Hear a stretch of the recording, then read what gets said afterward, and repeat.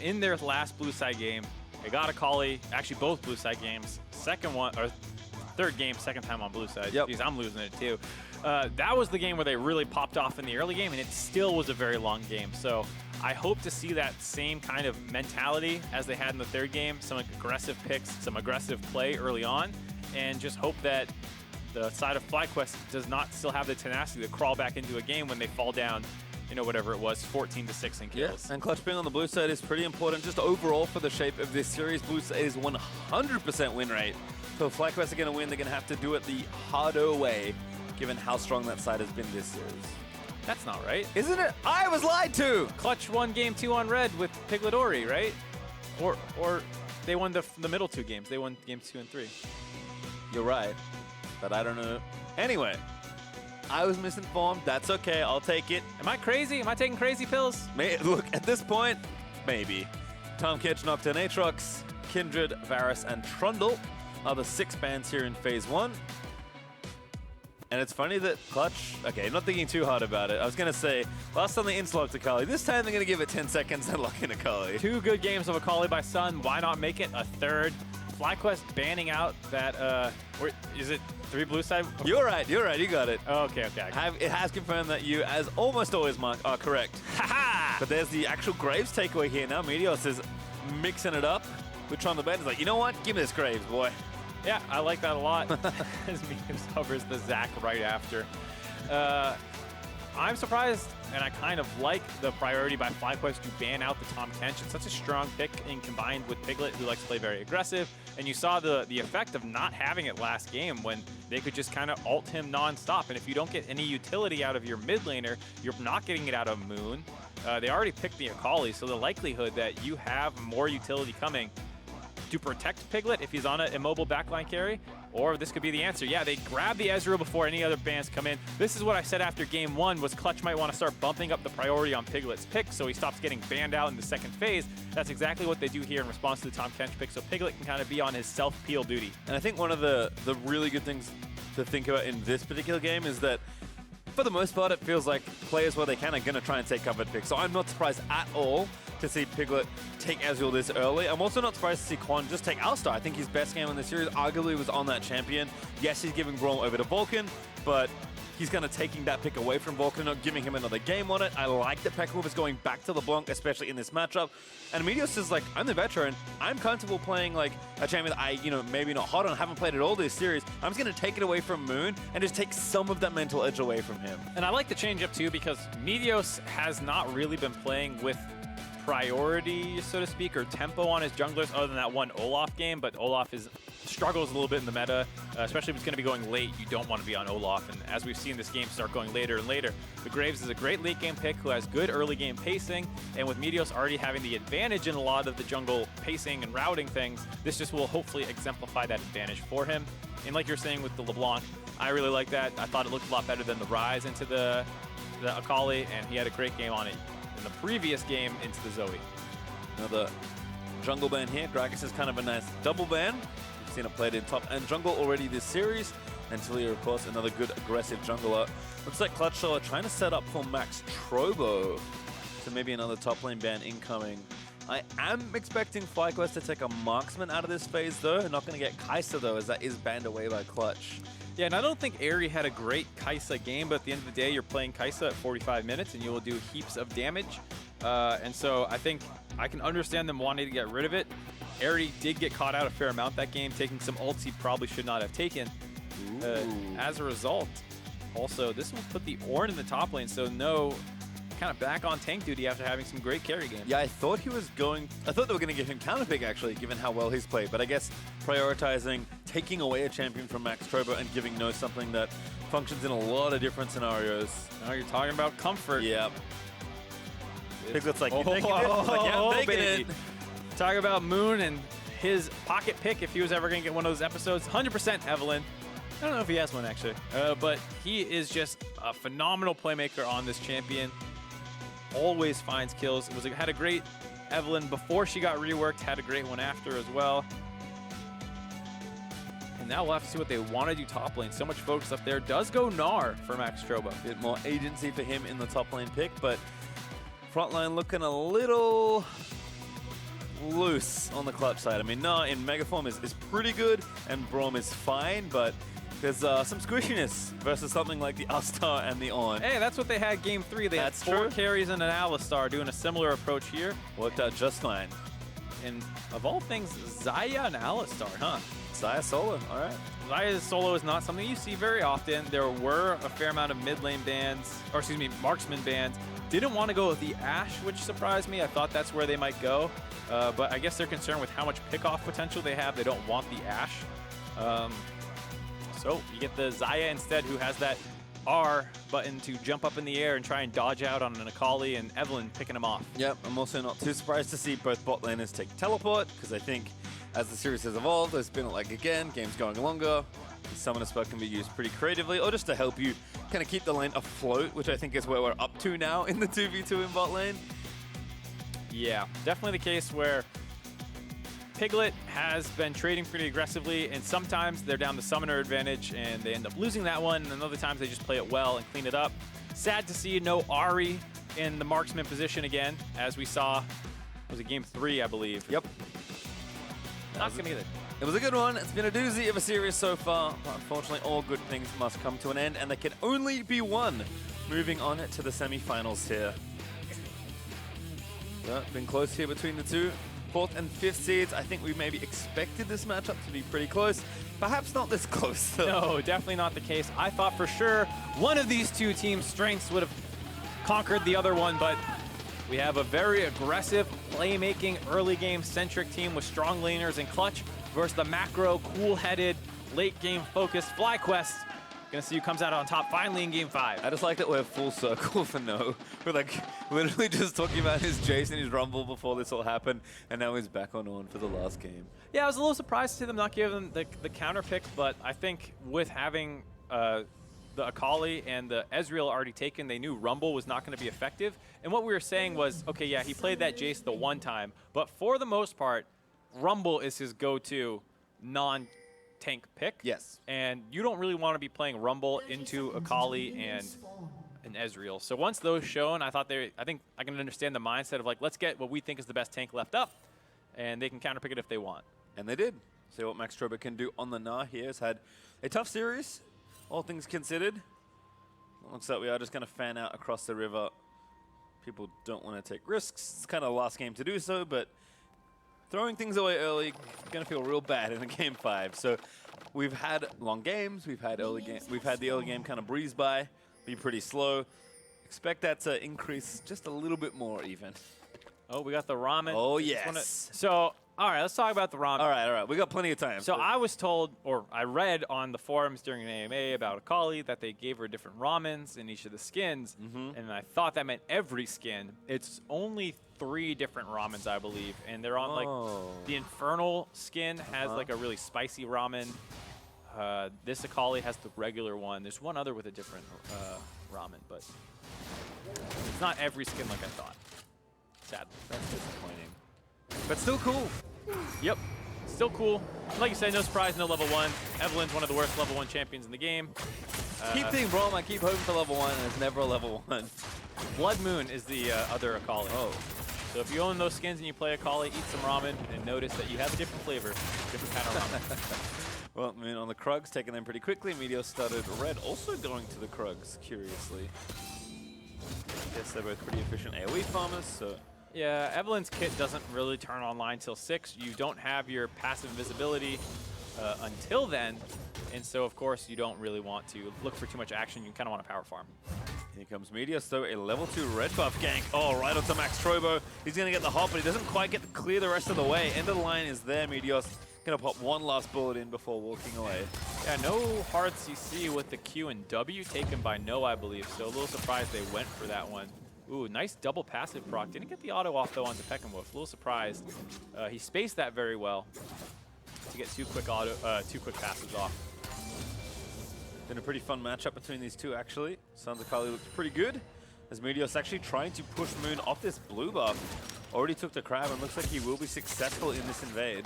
Yeah, so this kind of goes back to what we were talking about, the typical jungle clears that you do on red side, which is that you get the your red buff and then you clear down and away from top side. But with the fact that the enemy team has a counter pick on the Gnar, you don't want to let your top lane tank get pressured, as well as the fact that we talked about how Evelynn is not really herself until 6, and she gets the invisibility passive. So Meteos wants to abuse, like I said, the higher pacing, the better tempo, and skirmishing on Graves early on to not only protect his top laner by bullying the Evelynn pick, but also by shutting her down herself. Excellent pulverize there from Quan, but even better arcane shift from Piglet, as we saw that trade in the bot side. Moon here also transfers to the right to take down the Scuttle Crab, but no camps really left for him to take, so he's just going to recall here instead as Meteos continues to jungle through on the right-hand side now. Going to take another blue buff for himself and complete the 3 buff here. Well done by Meteos, getting himself those early advantages. And we'll see if he can do anything else after this. Not a ton of setup anywhere, but really bot side and maybe top at 6. Mid lane is mostly about the skirmishing that the mid laners are doing on their own, and then being there to support if you need to be. Nice from Pekkanov, gets a quick electrocute proc there. But again, Sun keeping up. As Pekkanov with the dematerializer is trying to push things in. Looks like he'll finally take his first recall. Max Trobo is getting some pressure here with the Dawn Blade onto the top lane, and Moon has snuck in here at level 3. The Chilling Smite by. That's going to force a flash from Quan, but Moon, unfortunately, is going to actually have to flash forward to try and finish off the kill. He wants to get the charm. Quan, though, with a good pole. Going to force Vulcan to tank up a turret shot. Huh, I wonder why he didn't get the charm back. It looked like the proc got to full charge. I wonder if it timed out right before he got it off. As we see Sun threatening. He timed out. Oh, Meteos, good positioning here. But Kali in the Shroud means it's tough to dive over the wall. Meteos now going to walk into the lane. See if he can force a summoner here. Does get the smoke screen down. Damage is good. But Sun just hops away with the flip. All the aggression being sidestepped right now. Nice flash by Quan to keep himself alive. And then Sun almost got baited into Pekkanov, but very smart. And that's something I'm surprised actually to see someone have the mental awareness of this late into a 5-game series. You think you might have a potential to get a chase down kill there. But you know you don't know where the enemy jungler is. You know that they know where yours is, and to have the control not to chase into that brush was pretty impressive. Yeah, I'm dead every time there. So oh, I'm dead every time. Yeah. I mean, you can just generally feel the tension here with first blood on the table. Pekkanov dives back in, ignite. That should be enough. Solo kill this time, it's Pekkanov. Nice play by him. Ding 6 earlier on is able to get in there with the ignite for the first blood onto Sun, and I think this is the first time Pekkanov has gotten the solo kill. A couple times I think Sun has gotten it. That's correct. But yeah, this is huge for them because so much of what was happening in the other games was Clutch Gaming was getting ahead early on. Other than game 1 where FlyQuest kind of had the ideal start to the game, Clutch has been the one performing better, and so getting that first blood, that 600 gold, is huge. I have to go back and check. Excuse me, 450. Based on detective work, I actually think the coolest thing about that was that Pekkanov dinging 6 did that with no mana, because your ulti doesn't cost anything. So I think someone's like, oh, he got understood, he has no mana, and then died instantly. Hey, let's watch it again. Oh, he has some mana, okay. Yeah, so I think he gets the first W off, but with the 6 that he gets the second distortion. Your R costing no mana. Yeah, we go. And he has just enough for the Q. So it's actually the mana from the level up that gave him enough for the full, quote-unquote, full combo there. Well, it was enough. Electrocute procced, and the kill went over. Pekkanov back with a lost chapter now in the lane. Sung with a revolver and a refillable pot. So he's going to have to be a little careful, especially with no flash, although he does have ignite still, and Pekkanov going to try and abuse this as best he can. Although Sun walks back in for a great trade. Yeah, really well done there, and you get to see, even though he got that solo kill, still a tough matchup. It was the same thing last time these guys played this matchup where Sun got the solo kill, I believe, but still had to worry about getting out-traded. Well, looks like Wave's pushing back in, so Pekkanov continuing to apply pressure. Bot side, Moon is here again at level 6. Quan is the target once more with no flash. He goes in to try and protect himself, but he's going to get charmed up. No ult, there's a TP is coming in as well. This actually might be enough to turn it around. Moon is going to die. No, he actually does go down despite the ult. And now here's no. Oh, still tags one. Knock up not there on the Vulcan as the stun does land. Piglet still trying to do what he can, but he's going to get chased down here by Eri. And now Meteos in mid lane. Latch is not going to land. Good flip away there by Sun to safety. Yep, used the first charge of his ultimate as well to get away. That TP not being followed by MaxTrobo, so he's going to get some alone time on that top turret. But another set of plays going in FlyQuest advantage, and surprisingly, Alistar so tanky just with his base stats, able to live through that. He goes here again. Twilight Shroud's going to call that off. Now again, oh, a double pole. He finds two. Vulcan, no flash, still has exhaust. But not quite enough to convert for a kill. Still, I like that FlyQuest are using the opportunities they have to try and apply pressure. Meteos also a lot more active on a jungler like Graves. Despite Moon's good gank setup, Meteos is just constantly farming and ganking these lanes. Yeah, and that gank that went wrong in the bot side was a bit of a disaster by Moon, who was going to get outpaced by the Graves, it felt like anyways. And you're hoping to offset that by finding kills for yourself. Not able to find the kill. And just see how tanky Alistar is. Full HP Alistar. Kind of, they layer the CC not perfectly, but the Ignite comes in, and Vulcan had his E wearing off his Unbreakable, so he wasn't able to stop Ares' damage from going on to, or excuse me, the damage from Ares going on to Moon, and that's just Evelynn getting pelted by a Xayah, who's able to put out a ton of damage and get that kill back, and then the teleport completes.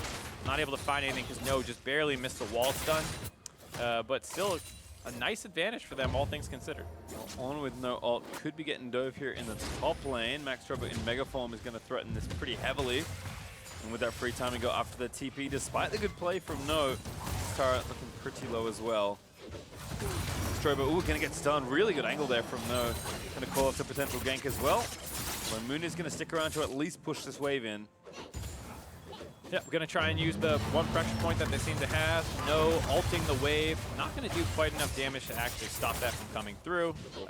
Turret will drop here most likely if he's not careful. Not enough to try and kill the wave. Maybe now actually is enough. MaxTrobo going to stick around. Oh, he gets the wall stun. No, he might have found the outplay, but the turret will go down. No, he's still going to chase though. He's in a 1v2, but Peckenwolf is roaming up here. He's got everything. MaxTrobo does have his flash, but Peckenwolf, can he find the dive? He distorts in, he gets the kill. And just a miscommunication by Clutch Gaming again there. Moon did not want to hard commit to the turret. On the flip side, you saw MaxTrobo's willing to stick around and risk tanking a turret shot. If both of them hard committed to tanking that turret, then MaxTrobo would not have taken as many turret shots and then would not have been able to get all in by LeBlanc like that. So it was one of those plays where you do one or the other. They didn't commit to either. And as a result, while they get the turret, MaxTrobo's going to die.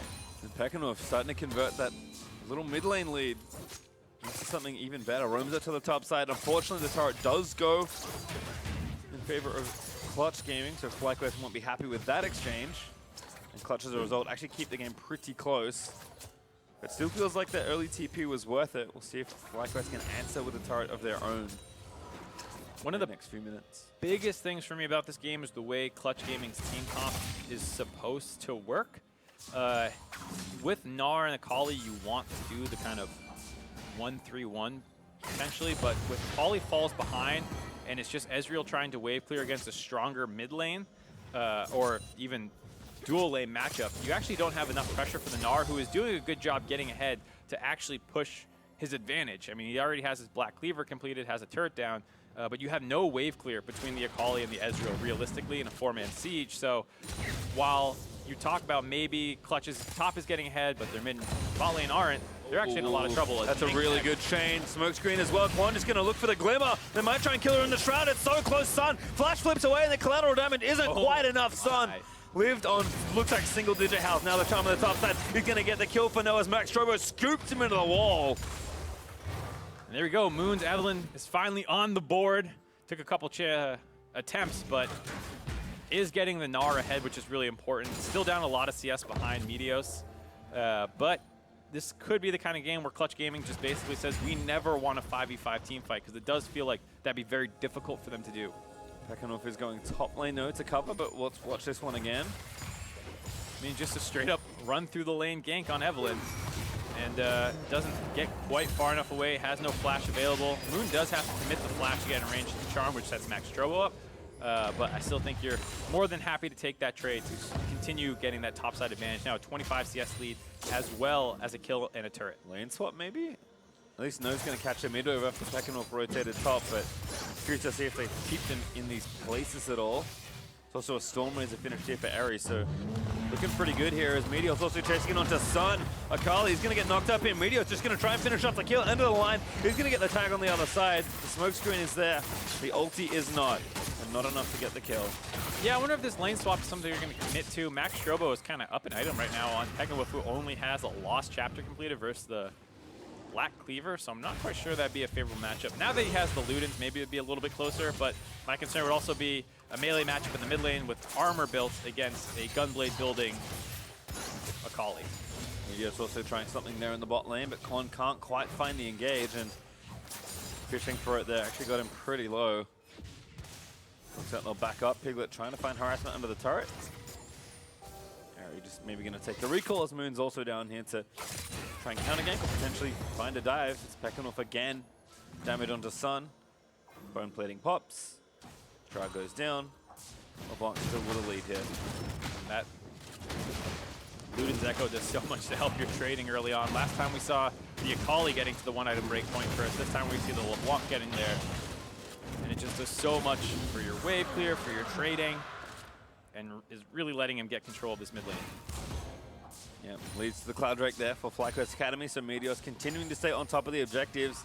I like this though from Max Strobo, who's got lane pressure, who's actually moving down to get vision around the Rift Herald, because he knows that Meteor has had a pretty big fancy for the objective this game. Moon also trying something here to start a vision, but now Pekanwolf knows, so he leaves. Weird going for the instant WQ there, as opposed to letting the charm cook. Doesn't find anything, and now he has to be careful. Meteos. Smoke screen lands, Meteor's gonna chase. Got his ulti. Chilling Smite to disengage there from Moon. Also Sun ready with the flank, pushing in this lane. Pekanwolf though wanting to dive in. They actually do latch on a stun again. Bounces around. Actually low, needs a little bit more. Meteos with the ulti, lines it up.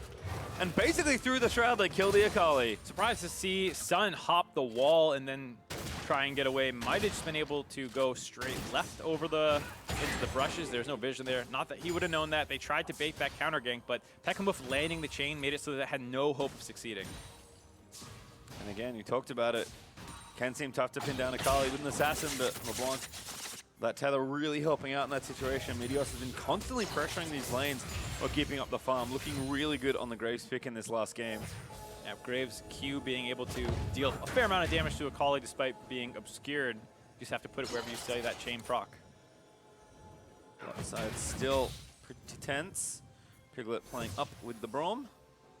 Does have his Trinity Force being worked on now as the blue parts, Stinger and the Sheen ready to go, plus the Manamune charging up.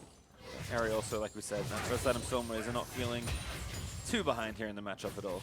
Nope, doing just fine for himself, and with the advantages that he seems getting elsewhere in the mid lane and in the jungle, this is going to buy Eri a lot of space in these team fights. As Max Strobo in a bit of trouble now. His ulti out, Minina is pretty vulnerable, is just going to flash it. But it was close. Meteos again, no pressuring. Very fortunate to be able to sidestep the first part of the ultimate. Meteos maybe a little bit of trouble. Maybe just wants to fight his way out. Moon is actually very squishy here. He's going to flash over the wall. Moon looks for the ult, but doesn't get it as Pekanwolf now going to try and finish off some kills here. Quan also in the mix as Pekanwolf does get the kill on the Eve. Now Sun trying to dive back in onto Meteos, so Meteos might live. He does get the triumph heal. No, does burn down to the Igniter Sun. He's able to get the kill. Now Vulcan roaming up. He's tagged on a Pekanwolf, but LeBlanc going to try and dive around. No, instead regroups with the team. That 4v4 ends with a 2-for-1 in FlyQuest Academy's favor as they continue to come out ahead on these trades. This is starting to feel reminiscent of Game 1 where they were able to build a lot of leads and then using their better mid-game convert this. Moon wants to be able to get the execute to potentially set up the kill. Meteos knows it's coming and flashes out of the way early, and now Moon has no way to get out. Pekanwolf plays the W to finish him off. Meteos re-engages, which Sun is able to trade that kill back on for, but it does cost him his own life. So I think Meteos is more than happy with that trade, as now he's a repeat gank on top. No flash this time. Pekanwolf is roaming really effectively here in this game. He's going to miss the first chain. Max Strobo about to transform, but the Mimic chain lands. Pekanwolf should be able to finish this one off at his leisure. No, he's even going to walk back in, and there's the last auto or Q. Pekanwolf going to finish off that kill. Now 5-0-1 on the LeBlanc. Absolutely taking this game over. Having control of his lane, getting a solo kill, spreading it to his jungler, and now finally getting up to the top side to start helping out this Ornn, who has kind of been left on an island for the most part against NAAL, who have been getting a lot of help actually from the Evelyn. One of those nice things to see is, you know, despite how good no series has been, we thought Peckenwolf maybe and Sun weren't going to have a super impactful series and maybe just farm it out on Rise and Oriana for 5 games, but seen a lot of high impact stuff, and this time it's Peckenwolf actually, you know, saying nose behind, move up to the top lane, make sure to pressure and keep that lane in advantage and get himself a lead, and potentially be poised to take over a game, which is not something in the regular season we would have said of really either of these mid laners. No, definitely not. And this is all, of course, because for the most part, Ari and Quan are doing fine in a straight 2v2 in the bot side. And the one time a gank did come down there, or 2 times, first time they flash out, second time they actually punish and get a 2v3 kill.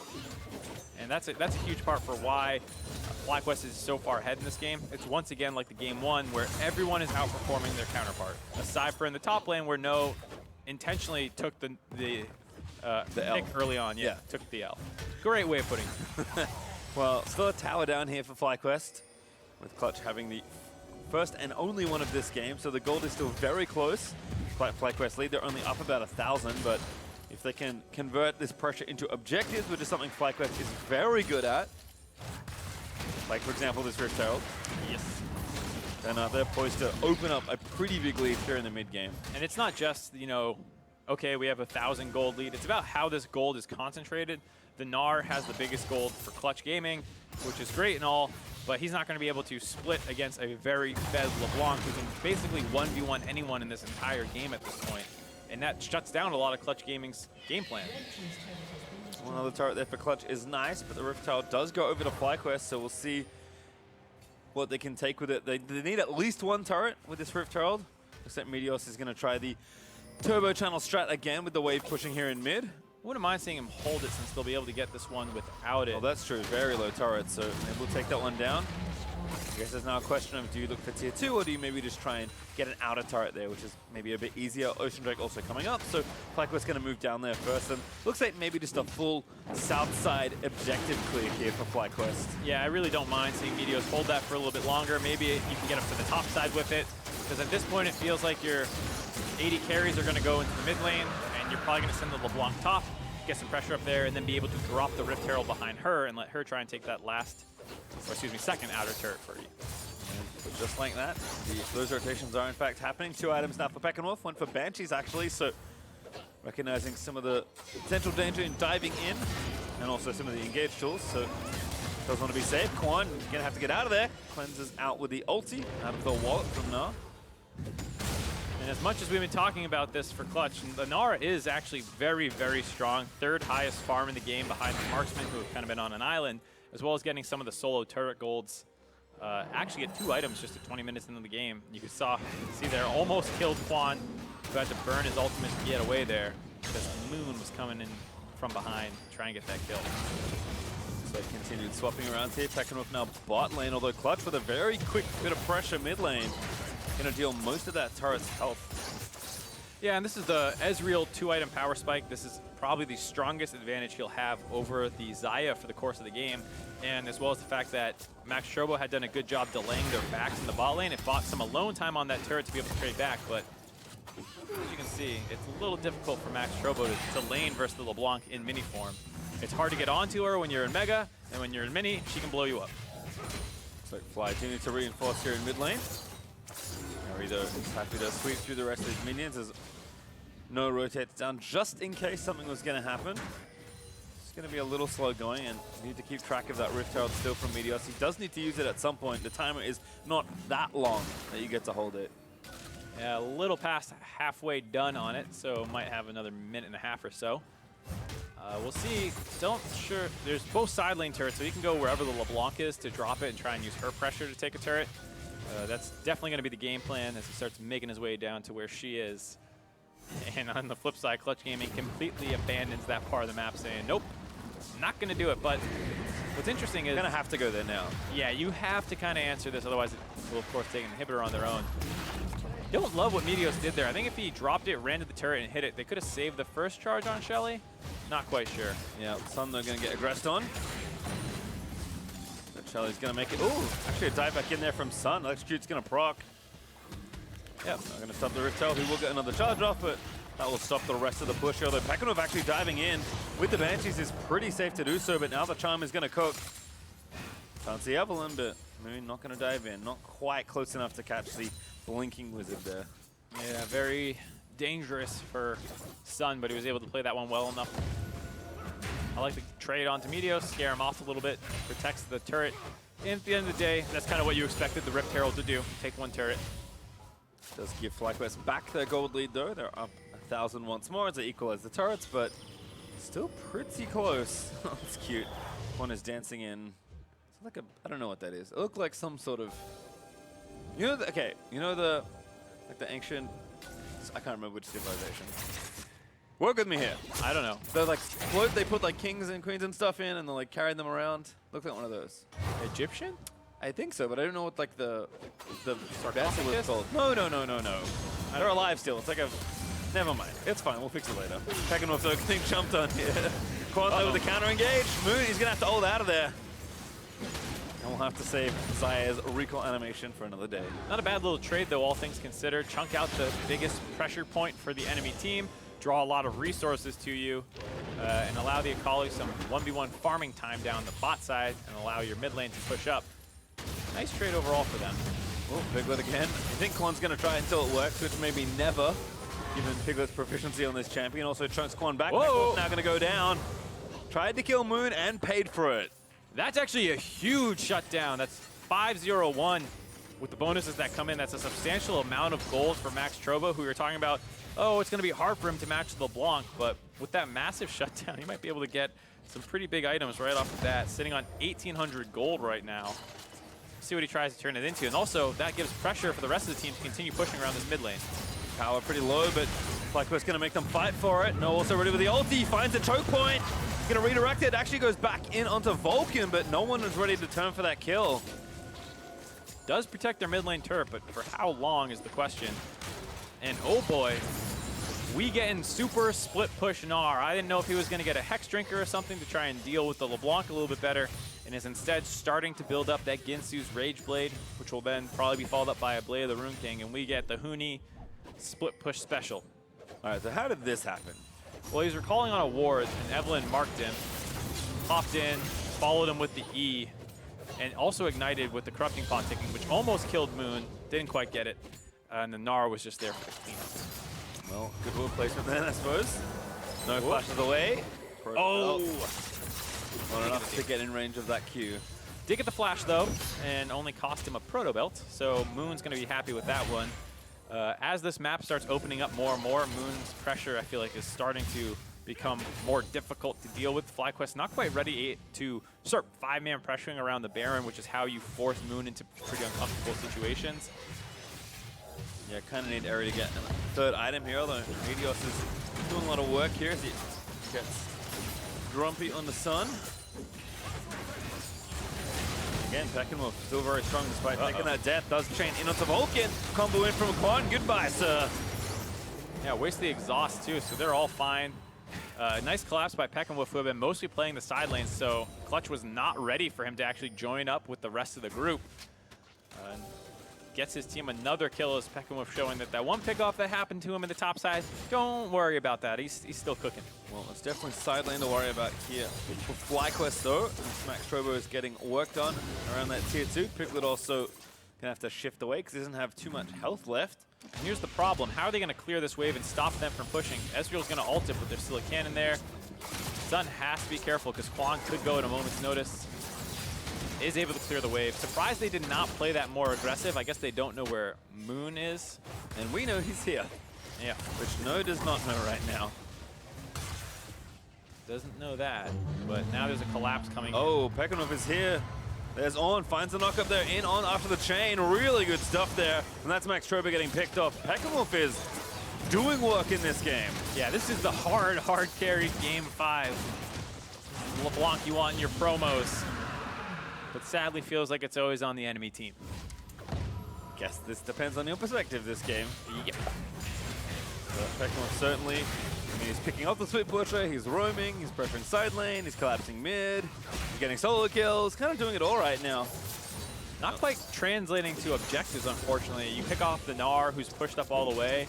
You know, if I was Max Trobo, can kind of just take those, and it's more important to have the pressure so that if the LeBlanc commits somewhere else, you can then punish the Orin. If you're not pushing up to his turret and they make a play on your 4-man and you're just sitting in the middle of the map, you're doing nothing. So it's a risk that Max Strobo's probably going to have to take over the course of this game, just with how these comps work. You have to accept the fact that sometimes the LeBlanc will be able to roam onto you. Maybe he should have backed up more in that situation, given that Vulcan had just died, but these are the intricacies of split pushing. Yeah, I mean, they do get a Drake, but unfortunately no Infernals this time around either, so it's going to be double Cloud Plus on Ocean there for FlyQuest Academy.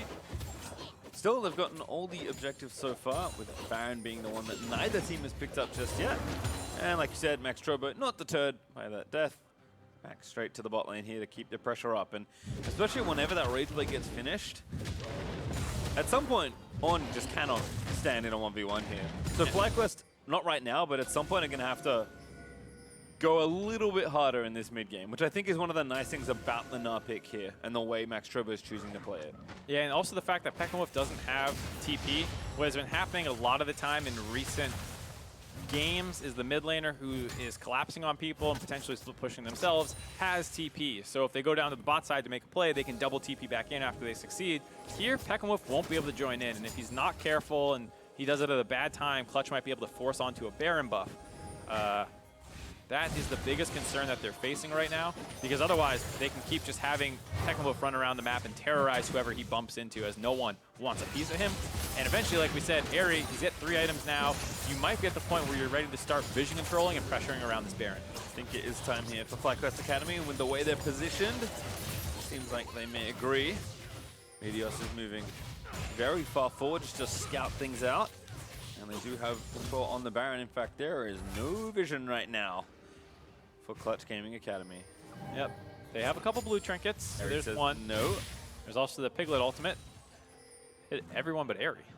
Now going to have to go back to mid lane. Get the way pushing back. Perhaps instead they're going to continue to feign pressure onto this Baron. Maybe look for an engage now. Korn can potentially find something with the Moby Boots and 2 Cloud Drakes. Plus his flash up already, but Piglet's the real prize, and he's very hard to pin down. As Quan maybe going to be caught here, going to force to be pop Unbreakable Will. Now Meteos looking for that fight. A huge 4-man pole, going to be comboed into the All-Notice Sun. He's going to try and dance out of there. He does dance back and fight, but Peckenwolf is able to pick him up as Meteos secures that last hit. Still Meteos going to go down. Max Strobo dead though to Peckenwolf as no in the front line. He's going to stopwatch. 2-for-1 trade in favor of FlyQuest. Yeah, very surprising engage there by Clutch, just kind of charging up the mid lane, trying to find someone. They hoped that rotating Max Strobo over and coming from the lane would make it so that they didn't know that that was a 5v5 about to break out, but FlyQuest had all 5 members ready to go as well. And they were able to survive the initial pickoff attempt because it was onto the Alistar, and he was more than ready to absorb all that damage. They still played it pretty well from there, but you got to find a higher priority target. Like you said, they went for Quan, and he's an Alistar. Yep, so they pop him up, they get all the damage off, but he reinitiates, still at half HP, and then the Orn ult forces this fight to split. Piglet's not being able to get much damage out except onto his tanks. No kiting him out, and during this whole time, your solo lanes of Max Strobo and Sun are getting messed up by Peckenwolf and Airy on the other side of the fight. Well, good ult there from No, but credit again to Piglet, who I don't think has been hit by much this game on the Ezreal. Arcane Chef's on point, did not get caught in that pulverize despite the very quick re-engage there from Korn. Piglet hasn't been playing very well, but it's one of those games where he's definitely playing with fire a little bit. If he ever flubs one of his Arcane Shifts out of there, he very quickly gets exploded, and then he's kind of the backbone for this team comp right now, where the Akali's not really working. The Gnar is usually split off away from the team, and if you get the kill on the Piglet, that's almost no DPS available to stop you from doing a Baron buff or something. Yeah, FlyQuest still pressuring around this Baron. Sun is going to face check Meteos again. His no, and Peckenwolf for the big flank. But Control Ward's going to stop the first attempt there by the Orn. Is it ARAM time? It's always ARAM time. Feels like it's ARAM on the time. table. Nara, you got your Rage Blade completed. Oh, why don't you go mid? I mean, a kind of a testament to how much pressure FlyQuest are exerting if Max Strobo feels like he can't enact the split push plan despite having a TP. Pachamof's going to dive in. He's going to try and get some poke on a Moon. There's a great on-off followed up by the Pulse. Massive initiation as Eri takes down Sun. Moon not going to get chased down. They can kill the jungle. The Baron should be there as he ults out of the way. And now Piglet trying to fight out and pick off Meteos, but they get Piglet, finally! But they don't have damage to follow it up. Eri is trying to play forward and get it as no! Finds the knock up there as well! Eri diving under the turret, gets Piglet, gets one, make it three! It's gonna be an ace under the turret, and FlyQuest are gonna get almost everyone! And there they go, 5 for 2, losing only Eri and No in that play. What are they going to get off the back end of that? There's a minion wave in the mid lane. Pekamoof is still available. Meteos is low. Likely they can't go for the Baron. They're going to focus down the inhibitor instead. Respawn 15 on Sun, so they have to be a little bit careful of the cleanup, but it's a 1 in 5 Akali, not the most threatening of champions to defend against. Got one marksman left, so they are going to try and take down this turret. They can't press for more, I don't believe.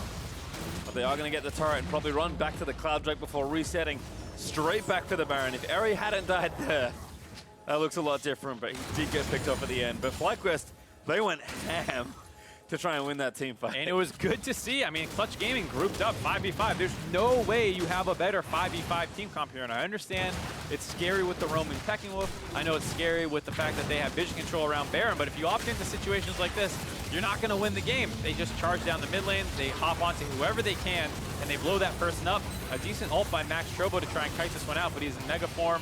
He's built mostly for mini form. They almost finished Meteos off, who's able to dash away, and that was what baited Piglet and finally allowed them to get onto him. The Seraph's Embrace keeps him alive for a fairly long period of time, gets an Arcane Shift away, but now they're all in line. Pekkamoof was wrapping around, gets the cleanup in this Mini-Gnar. Last one alive in the fight is able to finish him off. As hold on, Eri might be getting picked up. Another 1v1 between Xayah and Akali. Sun's going to win it once more.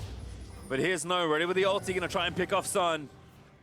Let's see what he can do. Meteos is onto Moon. Oh, Moon cannot win this 1v1. Meteos is so strong. But actually, the team's going to come. Moon, No tries to delay that through the stopwatch. I like the attempt, but lost a little too long. And Moon, with his team, is going to get out safely. Nice pickoff, though, by the Akali. Stuff they need to be doing in this game. Maybe you start shadowing Sun and Moon around Max Trobo a little bit more. Because the grouped up 5v5s are definitely not going to go in their favor. And he's starting to itemize more for tankiness here. Does not commit to the hard split push build. No Blade of the Ruin King coming in. We'll be building a Randuin's Omen instead. And if that's your plan, I don't know why you have Ginsu's Rage Blade.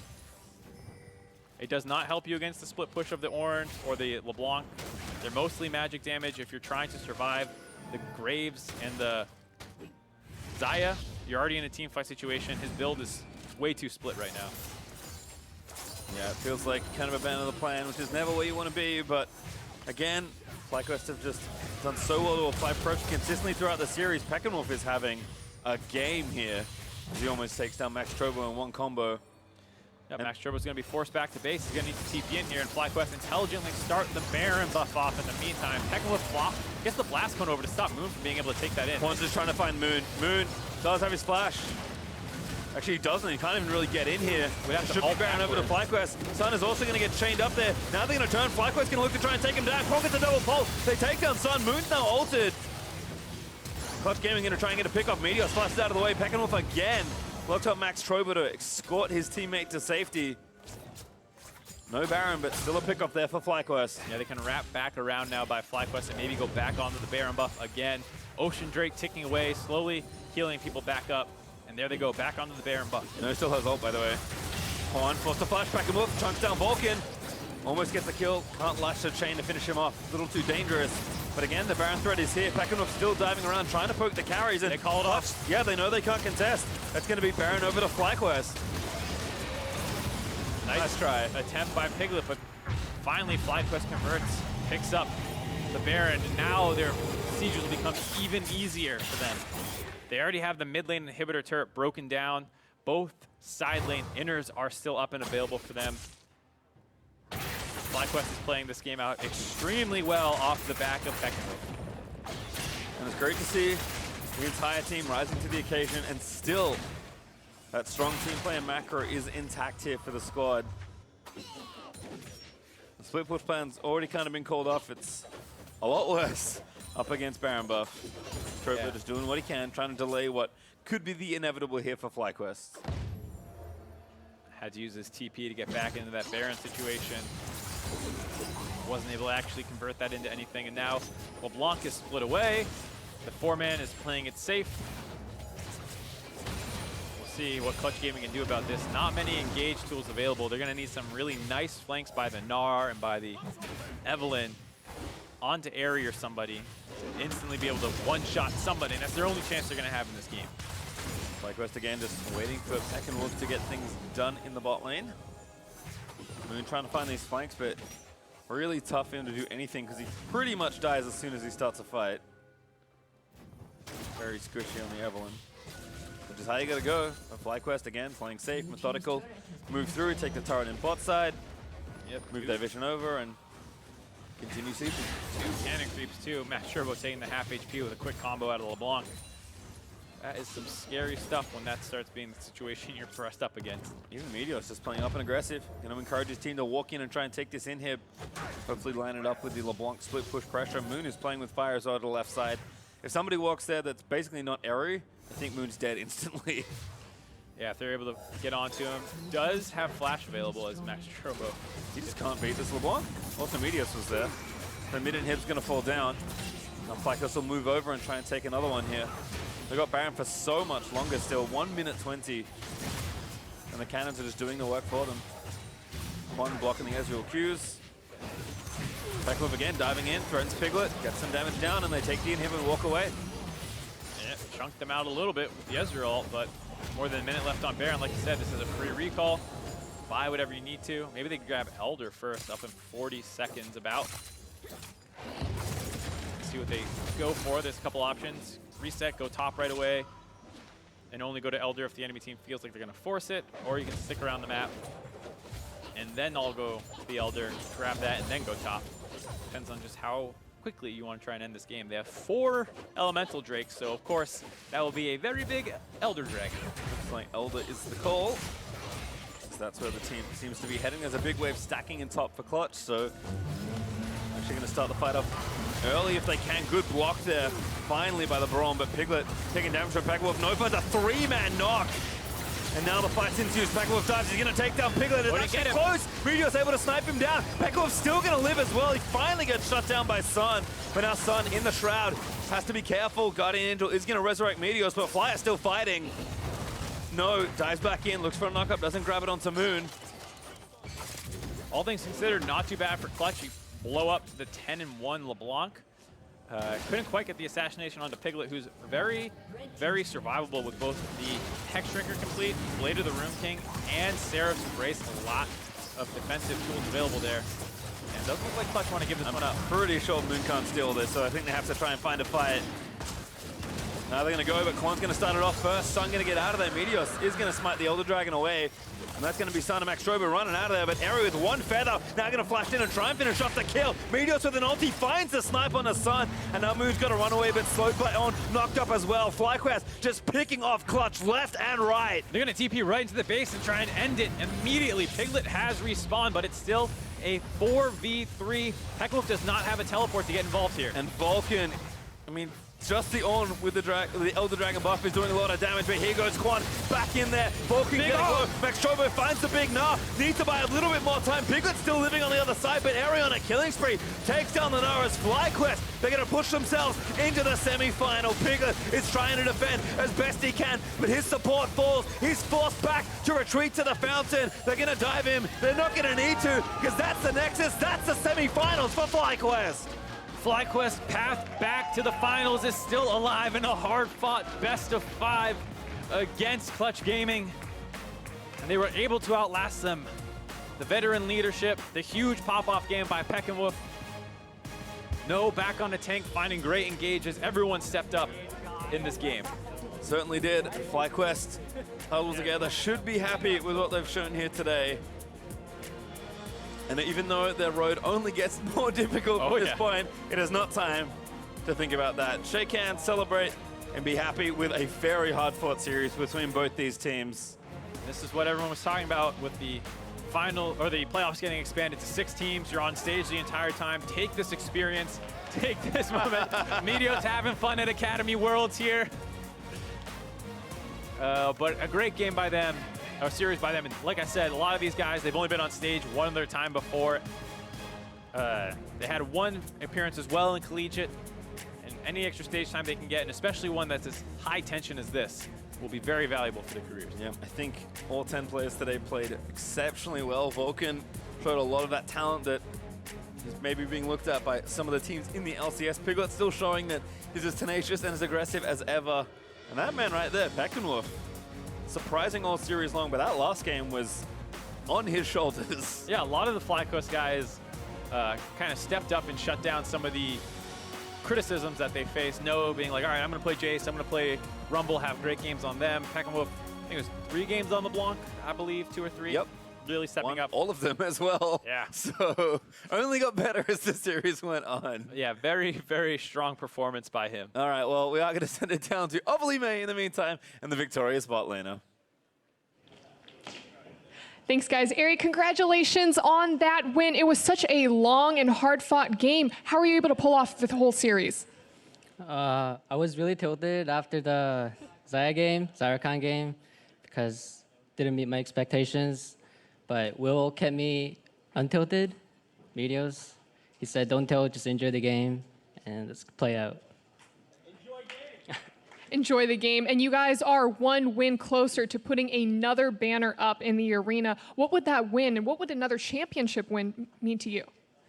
Another championship win would mean that we weren't just carried by Shrimp and Keen, and that us 3, well, JJ's gone now, but us 2, me and Engo, can carry the team and play as a team. Tell me about the team after the departure of Shrimp and Keen. Did you guys have to come together, make new changes? Yeah, we actually had to make a lot of changes, and we were improving as a team with Anda and JJ, but then our roster completely changed again, so we had rough times. Tell me about the introduction of Meteos into the team. He came in halfway through the split. Was there any leadership changes? Yeah, there was a leadership changes. When Meteos came in, Meteos definitely became the leader, changed the whole gameplay of how we play the game, how we play the macro, and yeah, he's a great player. And your opponent for the semifinal isn't really up to you, but you're either going to be taking on Team Liquid Academy or Cloud9 Academy. Who are you looking forward to playing against? We're looking forward to playing Team Liquid Academy because we didn't get to play them last split because they were eliminated way too early. So we're looking forward to play with them. Well, Ari, thank you and congratulations. Back to the casters. Thank you, thank you. We are going to have a look at the rest of this game and break it all down for you, but that was fun, man. I'm definitely feeling it. It's pretty late. I'm feeling pretty tired, but that was a pretty exciting series. I'm ready to do it again tomorrow, Pastry. I don't know what you're talking about. I bet you are. I won't be here. Anyway, let's talk a lot about what we saw. I think, again, we already talked about it, but I feel like the nice thing about a series like this is basically every player from every team had their moment in at least one of these games. For the Game 5 there for FlyQuest, it was Beckenwolf. Yeah, Beckenwolf was saving the best for last and had probably the largest pop-off in the whole series in that final game, which is exactly what you want to see. And it started off really early on into the game. He had gotten solo killed a couple times himself, and it was finally good to get that turnaround onto Sun this time and get those kills. And that was a huge part of why the early game went so well. Kind of like Game 1, where they kind of won a lot of their lanes, and Meteos got an early kill in a counter matchup. This time, here it is. Gets the counter pick, hits 6, gets the extra bit of, the extra ability and extra mana to get the kill. And then he started exerting his pressure all over the map. Goes up top side, Max Turbo still in mini form, punishing them for being on different pages when trying to finish off a turret. Here, a bit of a greedy Rift Herald might get Meteos in some trouble, but with the collapse coming in from the rest of the team, they're able to get in there, cleans one up, and makes sure Vulcan can't get back involved in the fight before going back in and finishing off the Akali. Unfortunately, does lose his jungler there, but the early game was almost all Beckenwolf. There was some good in the bot lane as well, where they were able to survive an early gank that came in from the Evelynn to stop her from getting really off the ground. And while their top side was getting heavily focused down, that was largely offset by the fact that the Nara's job of split pushing becomes endlessly more difficult when there's a Fed LeBlanc. I think Quan in general, especially on Alstar, had a much better series than we may be expecting. Ari played well and a little above expectation, but I think they, as a duo lane, outperformed Piglet and Vulcan in more situations than I would have expected in this series. Yeah, I think that was one of the larger points that was supposed to be in Clutch Gaming's favor, was that they were going to win the bot lane, not just, a a little bit 10 CS or something, but they were supposed to break the game open a lot through bot lane, and they didn't play that much through bot lane. They had like that one Ahri Alistar game that actually did blow the game open, but a lot of the time otherwise it was pretty close, all things considered. Sometimes they were solo killing the enemy bot lane, so Ahri and Quan definitely had a good performance and was a huge part in why Piglet and Clutch Gaming couldn't get up to big leads. Well, the early game was looking good, but FlyQuest Academy finally found the fight they needed about 30 minutes in. We'll take a look at that right now.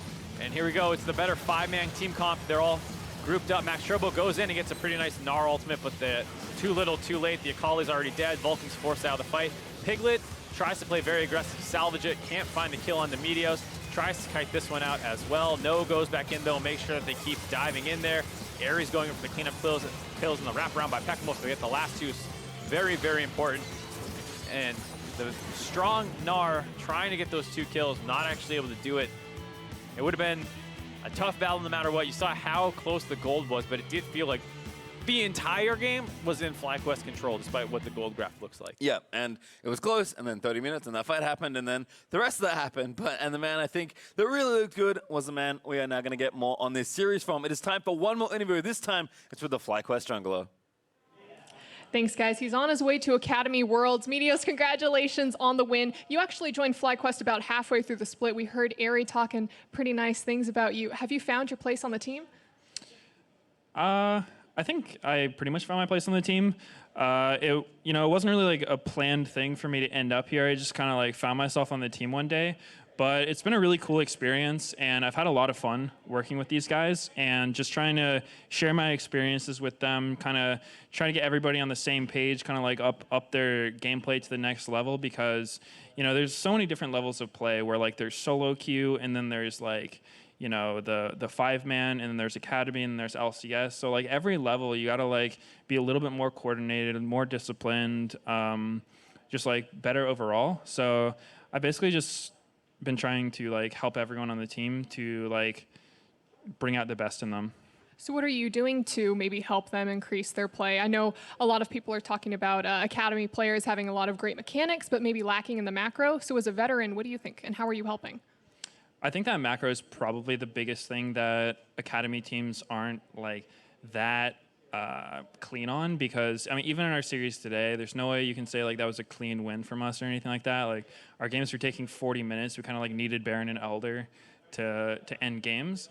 So I definitely think that the macro is like not quite on LCS level for like most players in Academy, but everyone's trying their best. The players are definitely good. Like I don't think anyone in Academy is bad, but it's just kind of like something you have to learn through experience, and that's what Academy is here for. So it's been fun, trying to teach everyone. And speaking to that, it was an incredibly long series, and some of these players aren't used to best of 5s yet. So was there anything that you were telling them to kind of help them push through? Yeah, I was just trying to like keep the morale up. Everything was good when we won game 1, and then we started like dropping the next 2 games, and there was some unfortunate stuff happening around the map, and so I was just trying to remind people like, hey, even if we don't win, like just have fun, play to have fun, like don't stress out about the result. Just do what you've done in practice. You know what to do. And like have a good time. Like I'd rather have my teammates like laughing if we're getting stomped than tilting and like clamming up, getting quiet. So basically, just like trying to keep everyone comfortable and keep the morale positive. And you guys are on your ways to semis. You're either going to take on Team Liquid Academy or Cloud9 Academy. Ari says he wants to take on Team Liquid. Who are you looking forward to playing against? Well, I'd probably rather play against Liquid because Cloud9 Academy is like super Smurfs. So I think that would be a hard one. So maybe we'll have a better time against Liquid. Meteos, thank you, and congratulations again. Back to the desk. What's Meteos? Isn't he a super Smurf too? I don't know. Certainly done a lot of work with these teams, and despite everyone having their moments in this series, Meteos' consistency does earn him player of the series. It was close. I thought I was going to give it to No. He did, again, kind of take the L on the all-in, but Meteos was playing good all series long. Yeah, I mean, Meteos basically didn't necessarily win every jungle matchup, but had gotten such an insane amount of objectives over the course of the series. You kind of have to tip your cap to him. And a lot of the times he was getting them in situations with like losing bot lanes and stuff like that. Also had some pretty successful ganks, was able to convert a lot of kills, and comboed well together with especially Pekamo over the course of this last game. Able to find a lot of these kills. Nice fadeaway ultimate there to finish off the Akali.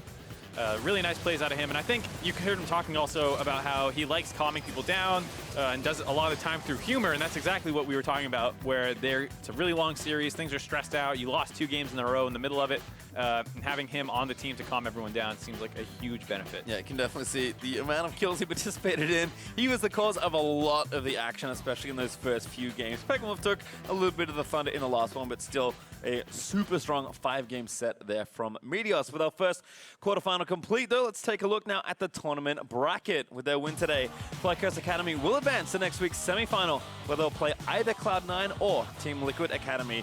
Tomorrow, though, we'll lock in our last team of the top 4 with Counter Logic Gaming going up against 100 Thieves Academy. This was the close one. I think we kind of expected that. I don't want to say that the next one's not going to be as close after today, but CLG looking pretty good there. On paper, it should be. You know, we were. What have we learned about on paper, Mark? I'm saying, like, in this matchup, on paper, in the meetings, we were like, it's really close. Maybe this guy, maybe that guy will outperform. Who's going to know? But I think in the CLG one, who were so close to getting a bye, came down to literally their last match against TL in the final day of the regular season. There was that, kind of clumping, and they ended up outside of the buys, but in that same category, whereas 100 Thieves is, of course, with the other grouping of Clutch Gaming and FlyQuest. So this one should have a stronger favorite, but that just means it's all the more interesting if it does become a tense series like this. Certainly is. So tune in there tomorrow, but that's going to do it from us here in the Battle Arena. So on behalf of myself, Mark, and the entire live broadcast crew, thanks for watching, and we'll see you tomorrow for more of the Academy League Summer Playoffs.